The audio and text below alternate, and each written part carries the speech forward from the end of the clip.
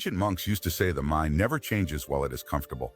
It only transforms when it has been pushed to the very edge of itself, to the border where breath becomes trembling, and silence feels like a blade across the soul. Tonight, you stand on that border.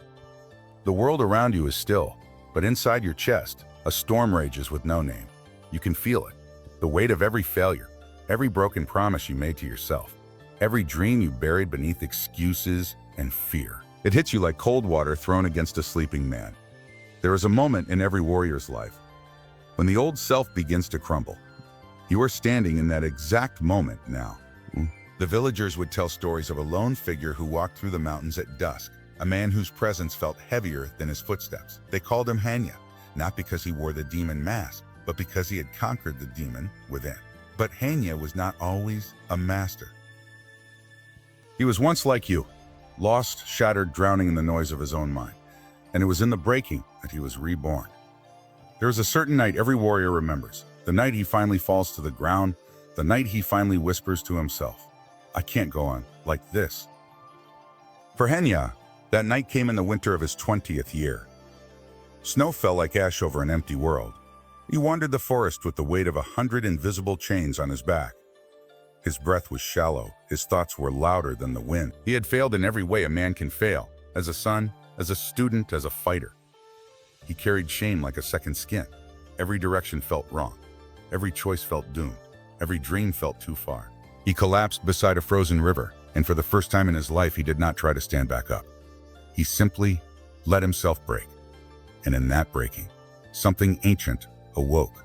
A whisper, quieter than breath, older than thought, more true than the voice of fear. When the mind breaks, it becomes ready. Ready for what? He did not know, but he felt it.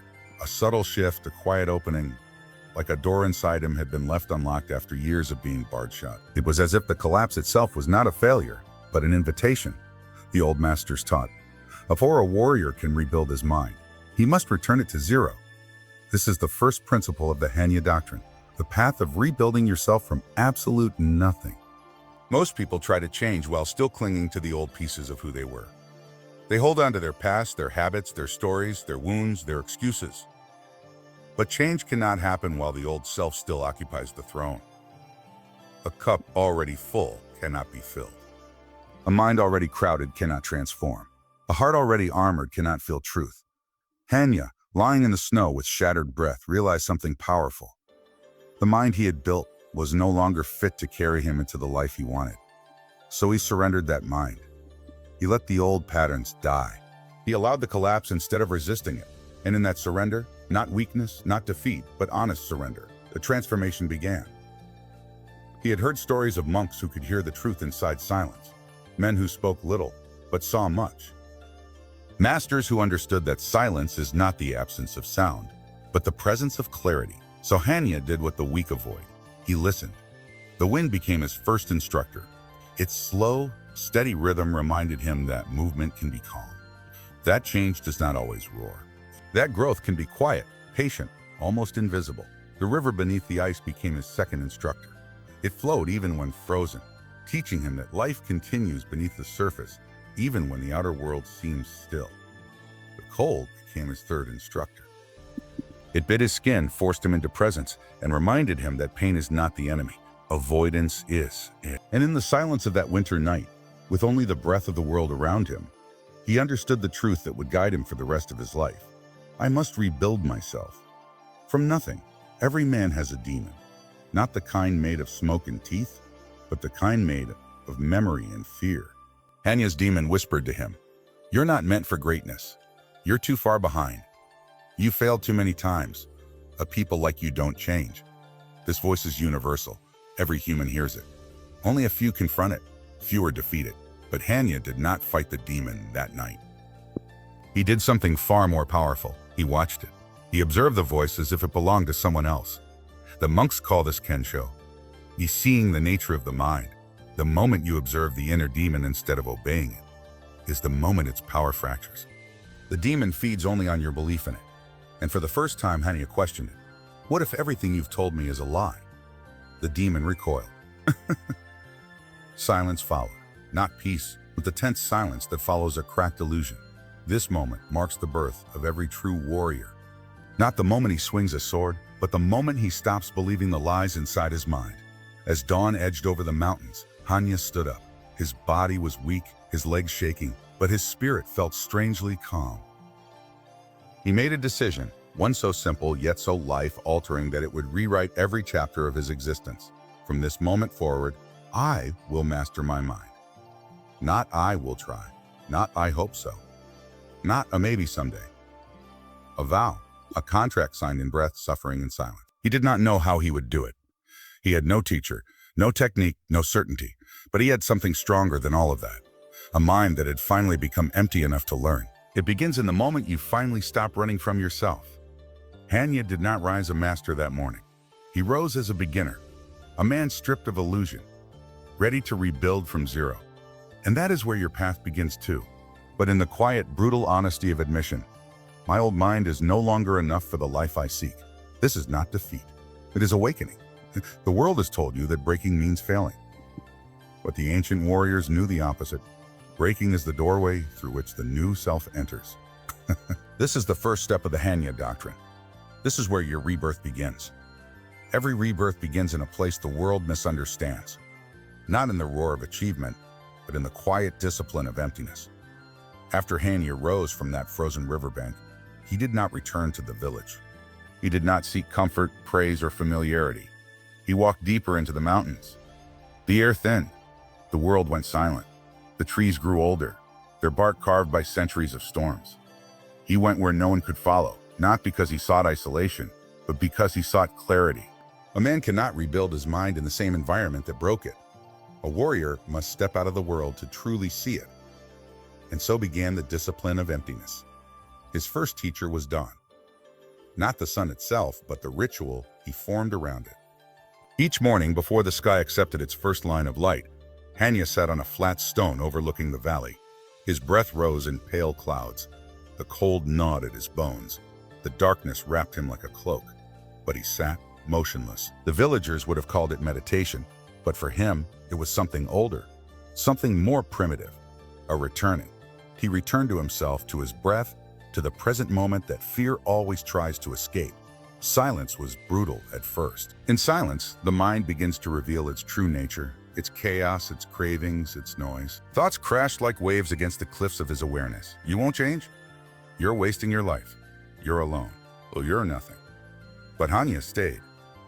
Not to suppress the thoughts, not to fight them, but to watch them with the cold precision of a hunter. The monks call this mushin, the mind without entanglement. A mind that observes, but does not obey. A mind that feels, but does not collapse. A mind that sees, but does not cling. In the first weeks, his thoughts screamed. But dawn after dawn, his gaze grew steadier. When a thought tried to consume him, he would whisper a single phrase, a mantra older than memory. Not mine, not me. Slowly, the thoughts lost their teeth. Slowly, the demon inside him began to shrink. And in the cracks of silence it left behind, a new awareness was born. Most people misunderstand discipline. They think it is punishment or restriction or force. The old warriors knew better. Discipline is remembering what you said you would do long after the mood you said it in has faded. Every morning, his legs trembled. His bones ached. His back burned from sitting still in the cold. Every day the mind tempted him. To skip today. You deserve rest. But one day won't matter.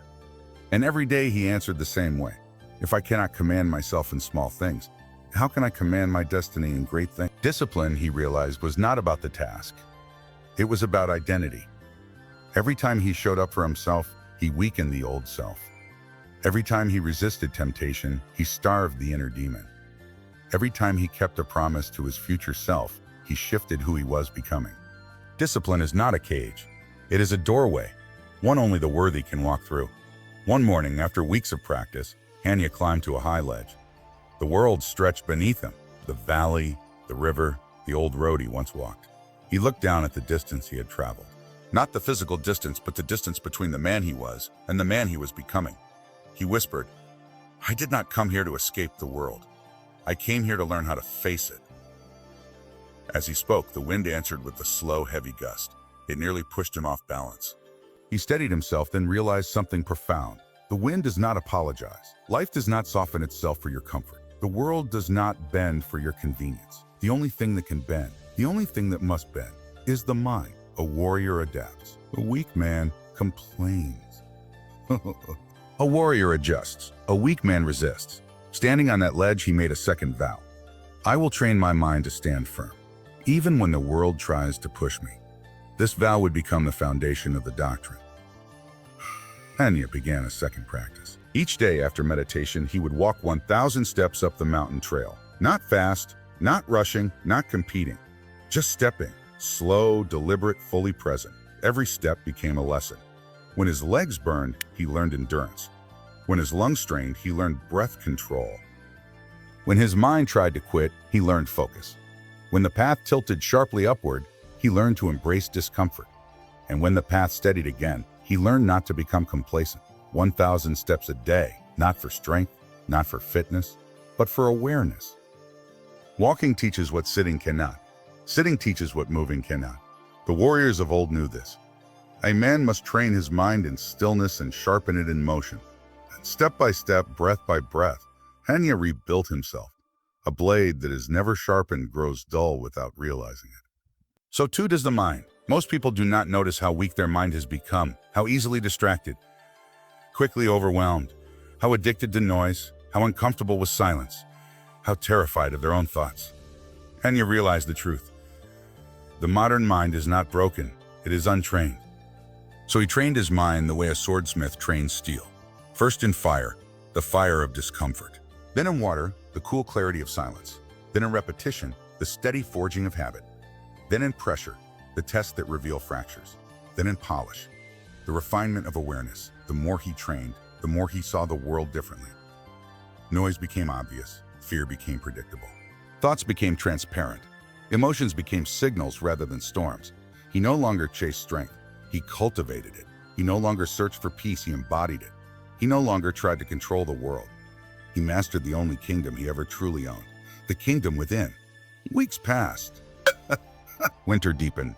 Hannya changed, not dramatically, not suddenly, but unmistakably. He moved slower but with intention. He breathed deeper but with ease. His eyes softened, yet saw more clearly. The mountain no longer felt hostile. It felt like a mirror. In its silence, he saw himself. In its harshness, he discovered resilience. In its emptiness, he found the space to rebuild a new mind. And then one dawn, as he finished his meditation, a realization washed over him like warm light. I am no longer the man who collapsed at the river. The old self had died quietly, somewhere between the cold mornings and the long climbs and the 1,000 steps. He did not celebrate. He did not boast. He simply breathed, steady, grounded, unshaken. The silence he once avoided had become his teacher, and the mind he once doubted had begun to obey him. This was the second step of the Hannya Doctrine: rebuild the mind in stillness so it cannot be destroyed in chaos. Dawn arrived softly, as if the world was afraid to wake him too quickly. A pale silver light slid across the wooden floor, touching Hiroshi's face like a quiet reminder. Today matters. He opened his eyes slowly, not with the heaviness of his old life, but with the steady breath of someone learning how to inhabit a new self. The temple grounds were still asleep. Only the distant murmur of wind in the pines broke the silence. Hiroshi stepped outside, feeling the cold bite his skin. It wasn't punishment. It was a reminder that life was real, raw, unfiltered, and he was finally meeting it without layers. Master Deki watched him from the veranda, arms folded behind him, expression unreadable. You woke without me calling, Deki said. I didn't want to return to who I was, Hiroshi replied. Deki gave a single nod. A good. Do not confuse awakening with transformation. One is a spark, the other is a fire that must be fed every day. Hiroshi bowed, and the training resumed. Deki handed him a wooden staff. Hold it, not like a weapon, like a responsibility. Hiroshi gripped it tightly. Too tightly. Deki shook his head. When you hold too hard, you lose fluidity. When you hold too soft, you lose control. Laziness is the same. Discipline is the same. Life is the same. They walked toward the riverbank, where morning fog still hovered like drifting spirits. Deki stopped and pointed at the water. Strike the surface. Hide the surf. Hiroshi swung the staff and slapped the water. Ripples spread outward. Again, he hit it harder. More ripples. Deki knelt by the edge. When you strike the surface, the water reacts instantly. It never hesitates. It never pauses to wonder if it should respond. That is presence. Hiroshi stared at the ripples fading into stillness. Daiki continued, "Her mind should move the same way. When it is time to act, you act. No negotiation. No internal debate. No collapse into hesitation." Hiroshi listened, feeling the truth settle in his ribs. "Your body has learned stillness," Daiki said, "and now it must learn decisiveness." The next exercise was brutal. Daiki led him into the forest where fallen logs and uneven terrain made balance almost impossible. He asked Hiroshi to run, not fast, but constantly, without stopping, weaving through trees, changing directions sharply, reacting instantly to obstacles. At first, Hiroshi stumbled, misjudged angles, tripped on roots, but Daiki's voice followed him everywhere. A decide faster, a move before fear speaks, a let your instincts breathe again. Hours passed. Sweat soaked his clothes, his breath sharpened, becoming a controlled rhythm. His mind stopped drifting ahead or behind. It stayed exactly where his feet landed. Something shifted inside him, a kind of primal clarity. For the first time in years, his mind wasn't fighting him. It was moving with him. When they stopped, Hiroshi leaned against a cedar tree, exhausted but not defeated. Daiki placed a hand on his shoulder. "This is the self you buried under years of hesitation." Hiroshi swallowed. Did I bury it? Not because the world taught you to fear your own strength." They walked back toward the temple as sunlight cut through the branches like burning blades. Hiroshi felt taller, not in body, but in awareness. At the temple steps, Daiki spoke again. "Tomorrow, the true Kaikaku begins. You will face not the world, but yourself." Hiroshi nodded, unsure but ready. That night, he couldn't sleep. Not because of fear, but because for the first time, he felt anticipation. Change was no longer an idea. It was happening under his skin, inside his breath, woven into the way he walked. He sat by the temple window and watched the moon glowing above the treetops. Its surface looked scarred, imperfect, yet steady. Maybe perfection had never been required, only presence. He whispered to himself, "I am not who I was." A quiet certainty answered inside him. Not anymore. Wind shifted, carrying the scent of pine and cold stone. It felt like the earth itself was acknowledging him, not with praise, but with permission. He lay down and closed his eyes. This time, sleep came without resistance, like a warrior returning to a familiar home. Before sunrise, Daiki woke him with a single tap of the wooden staff on the floor. Not harsh, not gentle, simply precise, the way a bell summons monks to the edge of awakening. Hiroshi rose instantly. Today felt different. The air was sharper, the silence thicker. Even the shadows seemed arranged with intention. Daiki led him to a small courtyard Hiroshi had never seen before. Stone walls, a single lantern, and a shallow basin of water. Everything minimal. Everything deliberate. "This," Daiki said quietly, "is where men confront themselves." Hiroshi felt a nervous pulse in his chest. Daiki dipped his hand into the basin and let cold water drip onto the ground. A kaikaku begins by disrupting the body, because the mind obeys whatever the body repeats. He pointed at Hiroshi's chest. "You have repeated collapse for years. Now your body must learn fire again." Before Hiroshi could speak, Daiki motioned toward the far wall where a rope hung. To start by pulling it, Hiroshi gripped the rope and pulled sharply. A heavy wooden weight rose from the floor, straining his muscles. Daiki said nothing. Hiroshi kept pulling, breath tight, shoulders shaking. "The faster," Daiki whispered. The weight slammed down. Hiroshi pulled again, and again. Oh, and again. No rhythm, no comfort. Just decisive repetition. When his arms trembled uncontrollably, Daiki stepped forward. A laziness is not tiredness.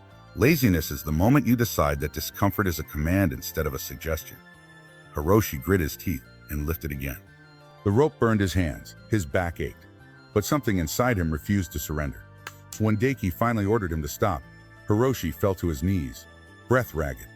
The sensei tossed a cold cloth onto his shoulders. Good. You listen to yourself, not your weakness." Hiroshi looked up. "Is this the ritual?" "No," Daiki said. "This is the door. Now we enter." He led Hiroshi into a narrow room lit by a single candle. One mat, one brush, one sheet of paper. Daiki sat beside him. "You will write," he said, "the identity you're leaving behind." The candle flickered. Hiroshi stared at the blank page. His throat tightened. Daiki added, "And not the identity the world gave you, the one you built through years of hiding." Hiroshi exhaled slowly and began to write. "The man who postpones. The man who fears beginnings. the man who speaks of plans but lives inside excuses. The man who waits for energy instead of generating it. Line after line, words poured out of him. Not dramatic, just painfully honest. His hand shook as he wrote the final sentence. The man who forgot he was capable of more. He dropped the brush. His chest felt hollowed out. Daki picked up the paper and held it near the candle flame. "What you wrote is not truth," the master said. "It is residue." The fire reached the corner of the page. Hiroshi watched years of self-identity curl into smoke. As the final fragment burned, Daki spoke without looking at him. "You are not reborn by feeling different. You are reborn by acting different." Hiroshi wiped his eyes, not from sadness, but from release. Daki motioned for him to stand. The rest of the day was a storm. He rearranged the entire room he slept in, removing clutter, folding clothes tightly, repositioning his futon so the first thing he faced each morning was the open sky. Daki ordered him to walk with purpose, sit with purpose, breathe with purpose. Every hesitation was corrected. Every slow movement sharpened, every idle moment filled with awareness. By afternoon, Hiroshi felt like he had lived 3 days in one. His old habits kept trying to pull him back. Reach for his phone, slump his shoulders, avoid discomfort. But Daki's voice cut through each slip. I just sighed. Harinka, it began again. The discipline was exhausting but strangely exhilarating. Hiroshi wasn't just learning a method, he was becoming someone capable of carrying it. When evening came, Daki brought him to the riverbank. "You feel the shift, don't you?" Daki asked. Hiroshi nodded. "It feels like my mind is being rewired." Daki smiled faintly. "It is. That is Kaiku, a total reset, not gradual, decisive." The river glowed orange with the dying sun. Hiroshi's heartbeat matched the current, steady forward, unhesitating. Daki picked up a small stone and handed it to him. "I'll throw it." Hiroshi tossed it into the water. "I now understand," Daki said, "that this is what your old self sounded like hitting the surface of a new life." The ripples widened, touching both banks. Daki continued, "Tomorrow. You walk the world as a different man, but tonight sleep as if your past is finally ended." They returned to the temple.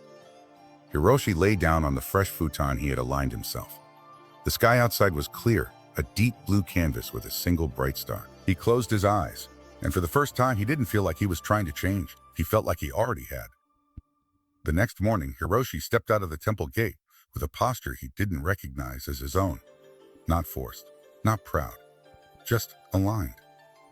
The path leading down the mountain felt different beneath his feet, as if each stone acknowledged the shift inside him. The air carried a quiet strength, and for the first time, Hiroshi felt he was not walking away from his old life, but toward a new one. The world welcomed him with its usual chaos, the noise of traffic, the vibration of messages on his phone, the familiar pressure of unfinished tasks. But something subtle had changed. None of it pierced him the way it used to. As he stepped into his apartment, Hiroshi paused. The place felt like a museum of his old self, scattered notebooks, half-finished projects, clothes tossed carelessly. A silent monument to hesitation. He closed the door gently. Then, with the same clarity Daki demanded in the temple, he began. He picked up the clothes, folded them with precision, stacked books in clean lines, cleared his desk until it looked like a sword-cleaning table. Empty, ready, purposeful. Every movement was small, but each carried intention. And with every action, Hiroshi felt the invisible fog that had once weighed him down dissolving. He made tea. Not lazily, but with the ritual Daki taught him. Deliberate steps, steady breath, zero rush. By the time he set the cup on the table, he felt centered again. The real test came when his phone buzzed. A message from work. "Urgent revision needed today. Can you handle it?" Old Hiroshi would have delayed, opened and closed the document, taken a break before even starting. But the man who returned from the temple no longer negotiated with resistance. He sat, opened the file, and began working immediately. Not perfectly, just presently. 10 minutes in, he felt the familiar tug of laziness trying to rise, whispering, "Take a small break. Check something else. Slow down." Remember Daki's words. Your laziness is a suggestion, not truth. So he exhaled once slowly and continued. Half an hour passed, then an hour, then 2. For the first time in years, Hiroshi entered a state of flow. Time softened. Distractions lost their grip and a quiet satisfaction spread through him. When he finally finished and sent the document, he leaned back with a long breath. Not tired, not drained, just stable. Presence had replaced panic. Discipline had replaced doubt. Later, he met a friend for coffee. Someone who had seen his struggles for years. The friend tilted his head. "You look different, man. Lighter somehow." Hiroshi smiled softly. "I just stopped waiting for the perfect moment. I move now." A friend laughed. "Oh, since when?" "Oh, since yesterday," Hiroshi said. "And every day from now." The evening held a strange peace. Walking through the city lights, Hiroshi realized something profound. It wasn't the rituals alone that changed him. It was ownership. Identity. The moment he stopped calling himself lazy, the chains of laziness had nothing left to hold. That night, as Hiroshi returned home, he paused in the hallway mirror. He stood straighter, breathing slower, eyes clearer, not a different face, but a different presence. He whispered to himself, "A man who moves." The phrase felt like a vow. In the following days, tests arrived, moments where old habits tried to crawl back. Oversleeping tempted him. But he stood up with a single inhale. Scrolling tempted him. But he placed the phone face down. Self-doubt whispered. But he walked anyway. Who? Every time he acted, even in the smallest way, he carved a deeper groove into his new identity. A path is not found. A path is walked until the earth remembers your footsteps. And Hiroshi walked. By the end of the week, something extraordinary occurred. Effort stopped feeling like effort. Waking early felt natural. Starting tasks felt automatic. Movement felt effortless. Discipline had become rhythm, not a battle, but a pulse. One evening, as he organized his desk, Hiroshi realized he had not experienced the old, heavy laziness for days. Not because it vanished, but because he learned to meet it with motion. He sat by the window, watching the city slowly dim into night. A quiet thought rose inside him, gentle but powerful. Or maybe mastery isn't intensity. Maybe it's the consistency of small, decisive moments. And for the first time, he believed it fully. Night fell softly over the valley, as if the sky itself had grown tired of holding its breath. For a moment, everything became still, so still that even the wind forgot its duty. In that hush, in that sacred pause between two heartbeats, the world seemed to wait for Hiro's final choice. The mountain path before him shimmered faintly beneath the moonlight. It led upward, toward the abandoned shrine where the truth had first broken him. Where he had once collapsed as a shattered man. Where the demons of his past had whispered to him in the language of fear. And tonight, he was returning. But this time, he walked with a different weight, not of fear, but of understanding. His steps were slow, steady, carved from a discipline forged through loss, silence, and the long nights he had spent wrestling his own shadow. Rin walked behind him, quiet as the snow. Her eyes had changed too. She no longer looked at Hiro as a fallen samurai trying to find his way. She saw a man who had stepped into the battlefield of his own mind and had chosen not to run.